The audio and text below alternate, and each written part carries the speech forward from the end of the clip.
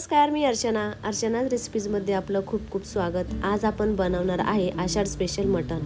आळणी रशाला कशी फोडणी द्यायची, सुक्कं मटण कसं बनवायचं, मसाला कसा तयार करून घ्यायचा, अशा खूप साऱ्या टिप्स व्हिडिओत सांगितले आहे।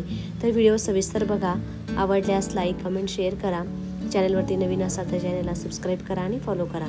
चला तर मग बघूया आपली रेसिपी। मटण 2 ते 3 पाण्याने स्वच्छ धुवून घ्यायचं। हळद, धना पावडर आणि मीठ लावून घ्यायचं। हळद इथे मी जास्त घेतली आहे कारण हळद हे मटण निर्जंतुक करतो। मटण असो, चिकन असो किंवा मासे असो, हळद थोडीशी जास्त लावून घ्यायची। हे सर्व लावून झाल्यानंतर मटण 10 ते 15 मिनिटं बाजूला ठेवून द्यायचं। तेल गरम झाल्यावर कांदा लालसर रंग होईपर्यंत परतून घ्यायचा। इथे मी 2 मध्यम साईजचे कांदे बारीक चिरून घेतले। कांदा परतला आहे तर त्यात मटण टाकून व्यवस्थित मिक्स करून घ्यायचं। पाणी कोणतं वापरायचं हाही प्रश्न तुम्हाला पडला असेल।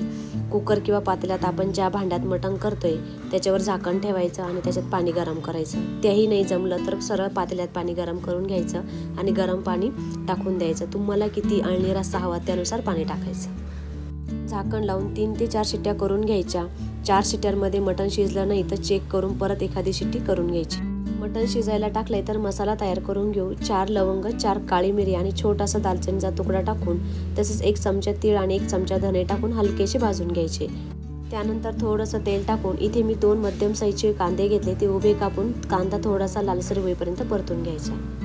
कांदा परतून झाल्यानंतर खोबरं लालसर रंग होईपर्यंत परतून घ्यायचं। इथे मी ओल्या खोबऱ्याचे काप घेतले। हवं तर तुम्ही सुकं खोबरं पण वापरू शकता।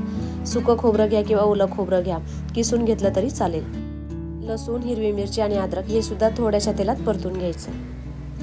सर्व मसाला थंड झाल्यावर मिक्सरच्या भांड्यात किंवा पाटा वरवंट्यावर बारीक करून घ्यायचं। सर्वात अगोदर धणे, तीळ, लवंग, मिरी आणि दालचिनी बारीक करून घ्यायचं। व्हिडिओत दाखवल्याप्रमाणे पूड झाल्यानंतर खोबरं टाकून बारीक करून घ्यायचं। खोबरं आणि बारीक केलेली पूड सर्वात अगोदर तळून घ्यायचं, कारण म्हणजे हे जाडसर असल्यामुळे लवकर बारीक होत नाही। तर त्यानंतर अगोदर बारीक करून घ्यायचं आणि नंतर कांदा, लसूण, अद्रक, हिरवी मिरची टाकून त्यानंतर 2 चमचे घरगुती काळा मसाला, 1 चमचा लाल तिखट आणि 1 चमचा गरम मसाला टाकून पाणी टाकून व्यवस्थित बारीक करून घ्यायचं। हे सर्व करत असताना मटण पण शिजत होतं। तर आता मटण शिजलं की नाही ते चेक करू।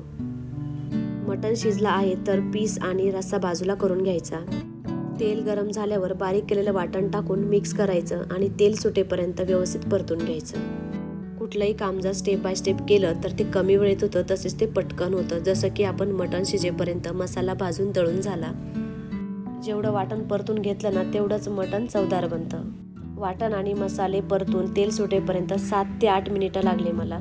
मसाला परतत असताना एका बाजूला रस्सा उकळायला ठेवला होता, त्यातला अर्धा मसाला काढून रस्स्यामध्ये टाकून मिक्स करून घ्यायचा।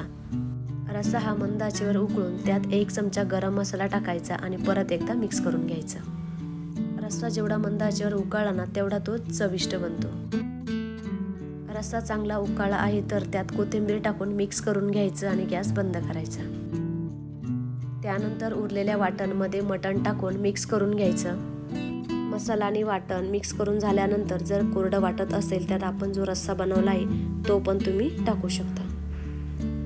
रस्सा टाकल्यानंतर 1 चमचा गरम मसाला टाकायचा आणि मिक्स करून घ्यायचं।